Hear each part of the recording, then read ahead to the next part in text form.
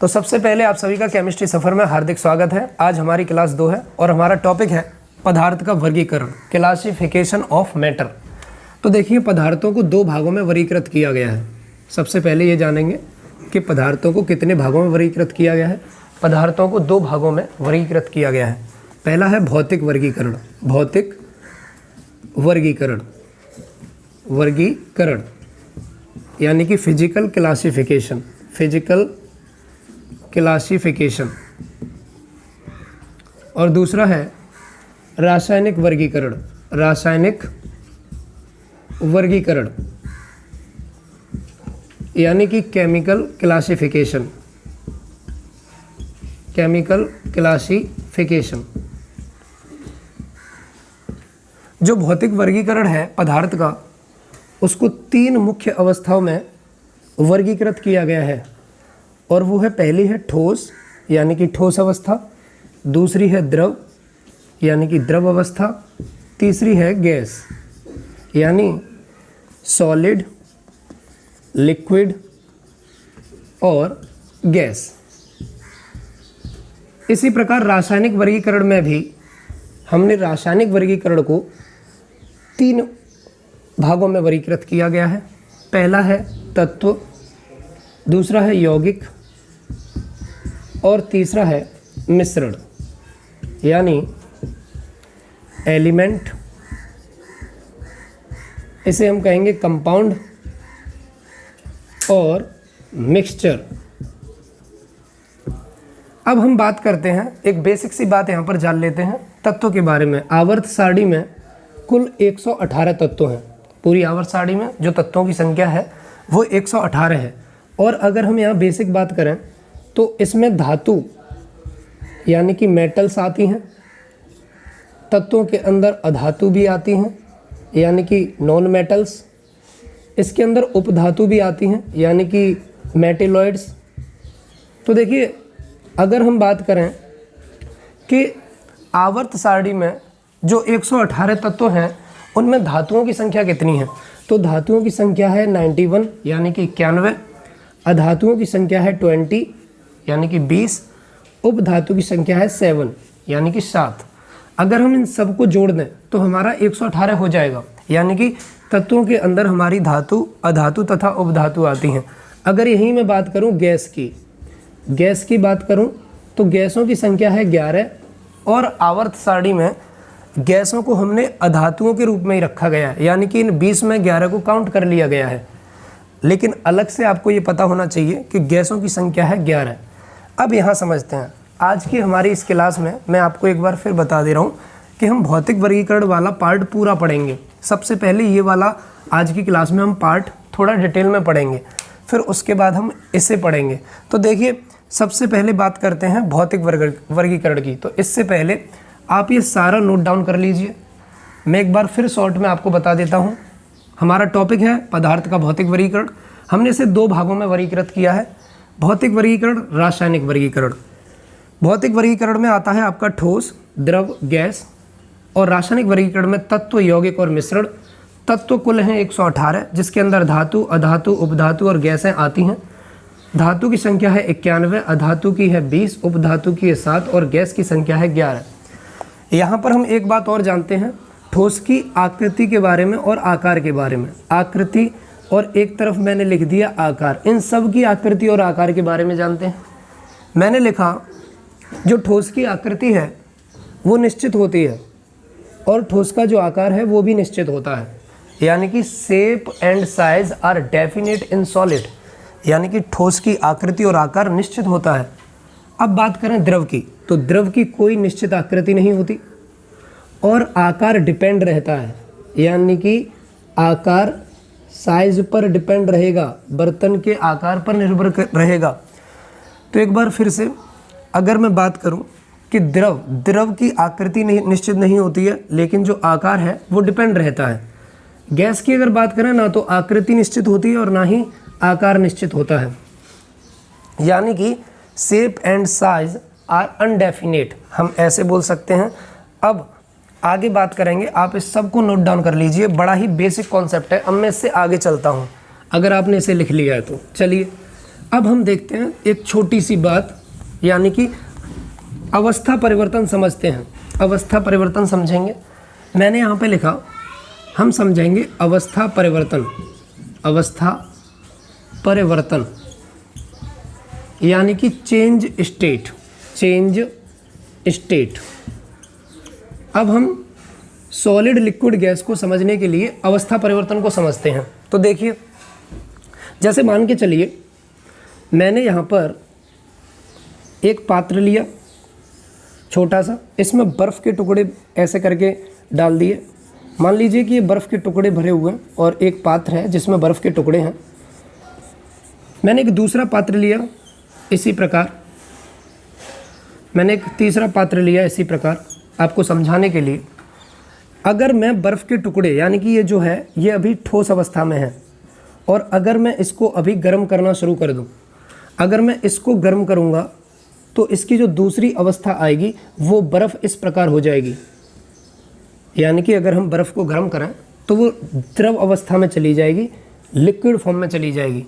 अगर हम इसे भी गर्म कर दें, अगर हम इसे भी गर्म कर दें यानी कि द्रव को भी गर्म कर दें, तो वो वाष्प में बदल जाएगा, यानी कि वो गैस में बदल जाएगा। इसका मतलब ये हो गया कि गैसीय अणु इस प्रकार दूर दूर हो जाएंगे, इस प्रकार दूर दूर हो जाएंगे। एक बार फिर से सुन लो, मैंने ये 3 पात्र बनाए हैं। पहले पात्र में ठोस बर्फ़ है, अगर हम इसे गर्म करें तो ये वाला रूप ले लेगी द्रव। अगर हम इसे गर्म करें तो ये गैस बन जाएगी।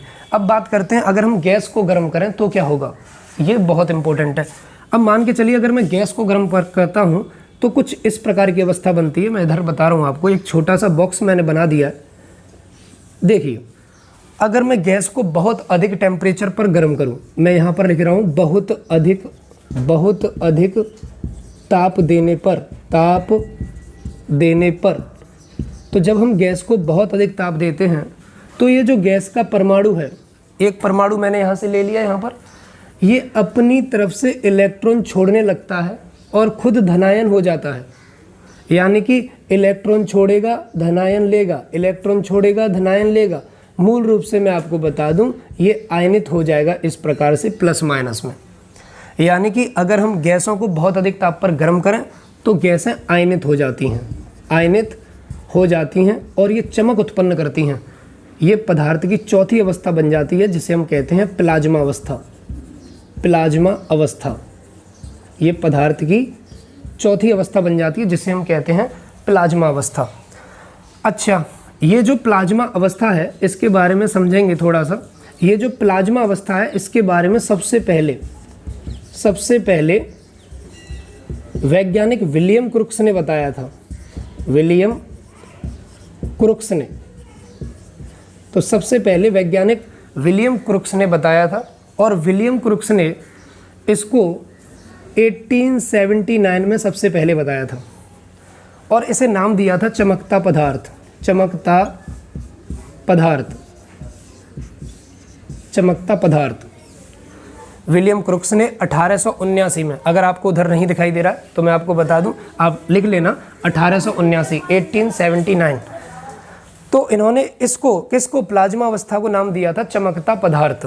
फिर इसके बाद अगर हम बात करें कि प्लाज्मा अवस्था जो है वो 1928 ईस्वी में, 1928 में वैज्ञानिक इरविंग, मैं यहाँ पर नाम लिख दे रहा हूँ, इरविंग, वैज्ञानिक इरविंग ने 1928 में इसे प्लाज्मा नाम दिया। क्या नाम दिया? प्लाज्मा नाम दिया। चलो मैं एक बार यहाँ से फिर बताता हूँ, जल्दी जल्दी आपके समझ में आ जाएगा। अगर हम गैस को बहुत अधिक ताप पर गर्म करें तो गैस का जो परमाणु है वो इलेक्ट्रॉन छोड़ता है और अपने ऊपर धनायन लेता है, यानी कि गैसें आयनित होने लग जाती हैं।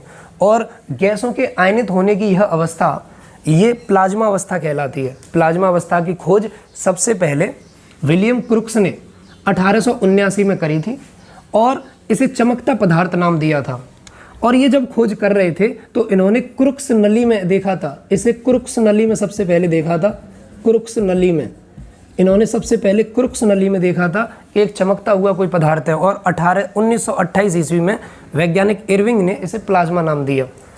अब बात करते हैं कि प्लाज्मा अवस्था के उदाहरण क्या हैं, इसे समझते हैं। मैं यहीं पर लिख दे रहा हूँ, तो प्लाज्मा अवस्था के अगर हम उदाहरण देखें तो देखिए, अगर हम ये कहें कि यहाँ पर पहला जो उदाहरण है प्लाज्मा अवस्था का वो है फ्लोरोसेंट ट्यूब।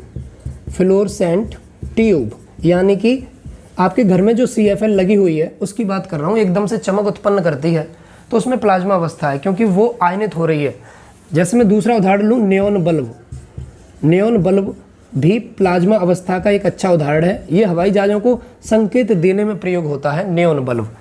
अगर मैं तीसरी बात करूं, चमकते हुए तारे।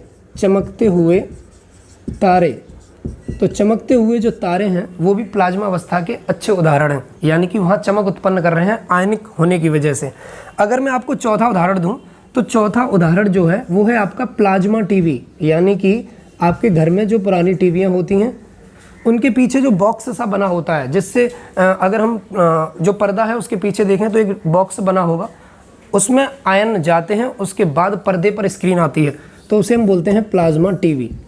तो ये सब के सब प्लाज्मा अवस्था के उदाहरण हैं। एक अच्छी जानकारी है प्लाज्मा अवस्था के बारे में। सबसे पहले किसने बताया, फिर किसने इसे नाम दिया, ये सारी जानकारी बहुत अच्छी है आपके लिए। इसे हम पदार्थ की चौथी अवस्था कहते हैं। अब बात करेंगे कि पदार्थ की पांचवी अवस्था कौन सी है। सबसे पहले हम उसके बारे में जानेंगे, तब तक आप इसे लिख लीजिए। मैं बता दे रहा हूँ आपको, ठोस को गर्म किया द्रव, द्रव को गर्म किया तो गैस, और गैस को बहुत अधिक गर्म किया तो वो आयनित हो गई, और आयनित होके प्लाज्मा अवस्था बन गई। और इसके बारे में सबसे पहले विलियम क्रुक्स ने देखा, और इन्होंने क्रुक्स नली में देखा था 1879 में। 1928 में वैज्ञानिक इरविंग ने इसे प्लाज्मा नाम दिया, और इसके उदाहरण मैंने आपके सामने लिख दिए हैं। आप बहुत आसानी से राउट डाउन कर सकते हो। अब आगे बढ़ते हैं। चलिए, मैंने कहा अब जानेंगे पदार्थ की पांचवी अवस्था के बारे में। पदार्थ की पांचवी अवस्था कौन सी है उसके बारे में जानते हैं। देखिए, मैंने यहां पर लिखा पांचवी अवस्था, पदार्थ की पांचवी अवस्था के बारे में जानेंगे। देखिए, अब ये जो पदार्थ की पांचवी अवस्था है उसे हम कहते हैं BEC, यानी कि B का मतलब हो गया बोस, E का मतलब हो गया आइंस्टीन, और C का मतलब हो गया कंडेंसेट। तो देखिए, हमारी जो पदार्थ की पांचवी अवस्था है उसे हम कहते हैं बोस आइंस्टीन कंडेंसेट। अब इसमें मतलब क्या है, बोस का मतलब क्या है? इसमें बोस का जो मतलब है वो है सत्येंद्रनाथ बोस, यानी कि ये जो भारतीय वैज्ञानिक हैं इन्होंने सबसे पहले 1925 ईस्वी में सबसे पहले BEC यानी कि बॉस आइंस्टीन कंडेंसेट अवस्था को पहचाना था, अवस्था की खोज की थी। अब यहाँ पर आइंस्टीन का मतलब है आइंस्टीन का मतलब है यहाँ पर अल्बर्ट आइंस्टीन, और ये आपके जर्मनी के वैज्ञानिक हैं, यानी कि जर्मनी के वैज्ञानिक थे ये। तो हमें पता चल गया कि बॉस का मतलब है सत्येंद्रनाथ बोस, ये भारतीय वैज्ञानिक हैं, इन्होंने 1925 ईस्वी में BEC की खोज की थी। और आइंस्टीन का मतलब है अल्बर्ट आइंस्टीन, मतलब इनका भी योगदान रहा था इस खोज में। अब बात करेंगे कि ये होती क्या है, BEC है क्या। एक बेसिक रूप में मैं आपको ये बता दूं कि अगर हम ये जो गैसीय अवस्था है मैंने अभी बताई थी, अगर हम इसे 0 केल्विन पर टेम्परेचर दे दिए, इसे टेम्परेचर दे दें, इसे 0 केल्विन टेम्परेचर दे दें, तो इसके सारे अणु दूर दूर वाले ऐसे पास पास आ जाएंगे और एक अणु बना लेंगे, ऐसे अणु बना लेंगे, एक अणु बना लेंगे, ऐसा लगेगा कि एक अणु बन गया है। यानी कि बहुत दूर दूर जो अणु हैं, अगर हम इसे 0 केल्विन टेम्परेचर दें तो एक अणु बन जाएगा। इसी अवस्था को कहा गया कि ये BEC अवस्था है, ये BEC अवस्था है। अब हम ये समझते हैं कि इस BEC अवस्था को कैसे सही पूर्ण रूप से कैसे डिफाइन करें। तो चलिए मैं इसे पूरा डिफाइन करता हूँ BEC को, आप इसे लिख लीजिए। देखिए, अगर BEC को हम और अच्छे से डिफाइन करें तो ये देखेंगे BEC, मैंने कहा वायु के घनत्व, वायु का घनत्व मैं आपको बता दूं कितना होता है, 1.225 ग्राम प्रति घन मीटर। ये हमारी वायु का सामान्य वायु का घनत्व है। अब बीईसी की डेफिनेशन क्या है, कैसे सामने वाले को समझाएं। तो क्या है बीईसी, देखो वायु के घनत्व का 1,00,000वें कम घनत्व वाली गैस को बहुत कम ताप पर ठंडा करने पर हमें जो अवस्था प्राप्त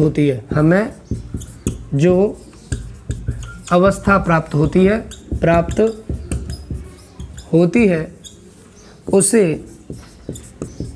बीईसी यानी कि बॉस आइंस्टीन कंडेंसेट कहते हैं। आप इस परिभाषा को ऐसे भी समझ सकते हैं। तो चलिए अब जानते हैं परिवर्तन के बारे में। तो अब हम समझेंगे परिवर्तन। देखिए, अगर मैं किसी द्रव को ठोस में बदलूं तो ये क्रिया कहलाती है हिमीकरण। और अगर किसी ठोस को द्रव में बदलें तो इसे हम कहते हैं पिघलना या गलना। अगर हम किसी ठोस को गैस में बदलें तो ये क्रिया कहलाती है ऊर्ध्वपातन। और अगर किसी गैस को ठोस में बदलें तो ये क्रिया कहलाती है निक्षेपण। अगर हम किसी द्रव को गैस में बदलें तो ये कहलाती है वाष्पीकरण। और अगर हम किसी गैस को द्रव में बदलें तो ये क्रिया कहलाती है संघनन। देखिए, मैं एक बार फिर आपको बता दूं, अगर हम द्रव को ठोस में बदलेंगे तो हिमीकरण, ठोस को द्रव में बदलेंगे तो पिघलना या गलना, ठोस को गैस में बदलेंगे तो ऊर्ध्वपातन, और गैस को ठोस में बदलेंगे तो निक्षेपण। गैस को द्रव में बदलेंगे तो संघनन और द्रव को गैस में बदलेंगे तो वाष्पीकरण। इसका मतलब ये है कि अगर हम कपूर ठोस होता है, अगर हम इसे गर्म करें तो जो वाष्प निकलेगी यहाँ से, जो गैसीय अवस्था मिलेगी, तो ये जो पूरी क्रिया है ये ऊर्ध्वपातन कहलाती है। तो ये जानकारी परिवर्तन आपको पता होना चाहिए, बेसिक है। तो आज की क्लास में हमने पदार्थ का वर्गीकरण पढ़ा। पदार्थ के वर्गीकरण में हमने भौतिक वर्गीकरण के बारे में, पदार्थ की 5 अवस्थाओं के बारे में जाना, यानी कि ठोस अवस्था, द्रव अवस्था और गैस अवस्था, प्लाज्मा अवस्था और बॉस आइंस्टीन कंडेंसेट। इसके बाद मैं आपको रासायनिक वर्गीकरण पढ़ाने से पहले मैं आपको पेरियोडिक टेबल पूरी बिना देखे कैसे याद करें इस पर वीडियो बनाऊंगा, यानी कि जो हमारी क्लास 3 होगी उसमें हम आवर्त सारणी को बिना देखे कैसे याद करें इस पर चर्चा करेंगे। तो मेरी वीडियो देखने के लिए आप सभी का बहुत बहुत धन्यवाद, और मैं अगली क्लास में आपको आवर्त सारणी पूरी याद करवाऊंगा, फिर उसके बाद हम रासायनिक वर्गीकरण पढ़ेंगे। धन्यवाद।